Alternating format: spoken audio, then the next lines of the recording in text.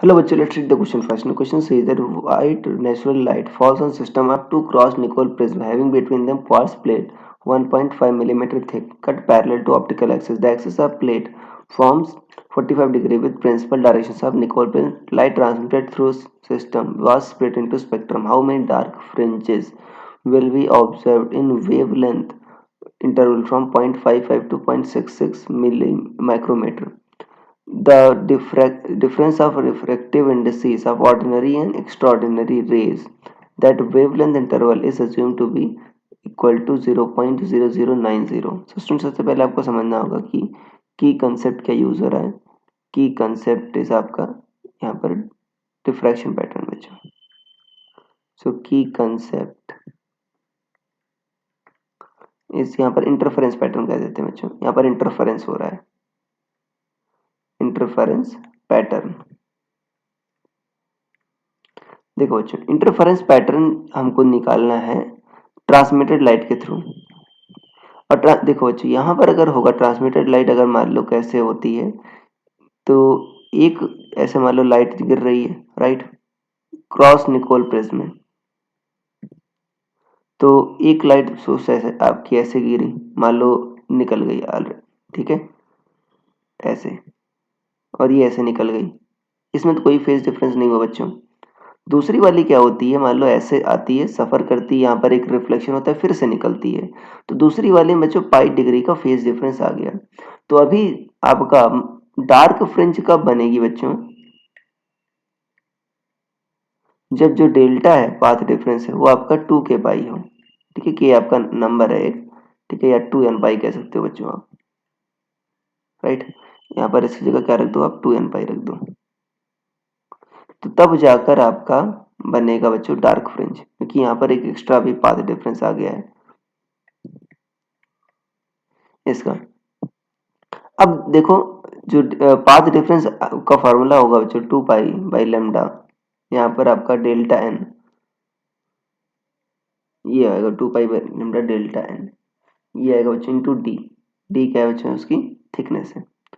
So delta N क्या है आपका, जो एक्स्ट्राऑर्डिनरी और ऑर्डिनरी रेज का रिफ्रैक्टिव इंडेक्स का डिफरेंस है, N extraordinary minus N ordinary into D. So delta कितना आ जाएगा, 2 पाई बाई लेमडा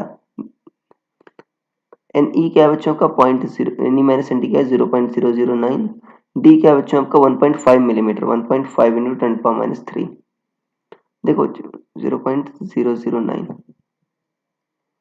तो अगर हम इसको बच्चों ऐसा करें 10⁻, ठीक है, इसको ऐसा लिख सकते हैं 2 pi by lambda, 2 pi by lambda 9 into 10⁻³ into 1.5 into 10⁻³। तो ये आ जाएगा बच्चों 27 पाई बाई लेमडा इंटू 10⁻⁻6, इतना।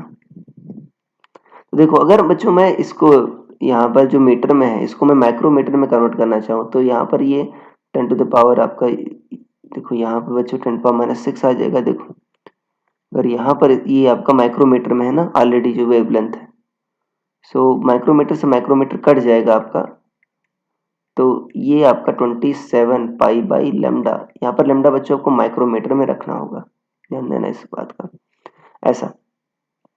तो देखो, अगर मैं लेमडा यूज कर रहा हूँ 0.55, राइट, तो जो मतलब लेमडा कम होगा तो बच्चों का पाथ रेफरेंस ज्यादा आएगा। कितना आएगा, 27 पाई बाई 0.55, सो लगभग बच्चों आपका 49 पाई आ रहा है, 49 पाई। डेल्टा कितना आ रहा है आपका, 49 पाई। और ध्यान देना, आपको पता है कि डार्क फ्रिंज कब बनेगी, जो डेल्टा जब 2 के पाई होगा, मतलब आप 2n पाई मतलब यहाँ पर कह देते हैं, जब बच्चों आपका 2 पाई का इवन मल्टीपल होगा। और हमको कौन से रेंज में चाहिए बच्चों, 0.55 टू 0.66।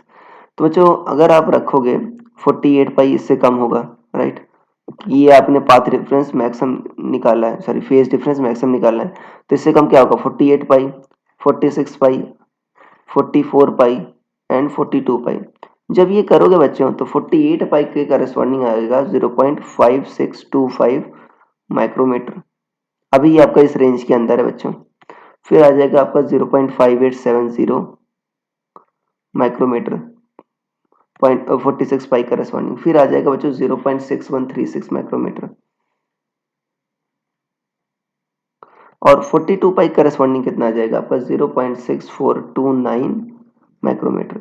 इसके बाद करोगे बच्चों तो और भी आपका क्या हो जाएगा, आपका इस केस में ज्यादा आ जाएगा आपका, ठीक है। इससे इस रेंज से क्या आ जाएगा आपका, ज्यादा आ जाएगा। तो इस रेंज में सिर्फ यही चारों आपके बच्चों लाई कर रहे हैं, यही चारों वेवलेंथ लाई कर रहे हैं। तो यहाँ पर ये पूछा कितनी डार्क फ्रिंजेस होंगी, तो बच्चों 4 डार्क फ्रिंजेस होंगी। तो यही वेवलेंथ, यही 4 वेवलेंथ बच्चों लाई कर रही हैं। सो ये 4 डार्क फ्रिंजेस होंगी, ये आपका आंसर हो जाएगा। So I hope you understood it well. Best of luck.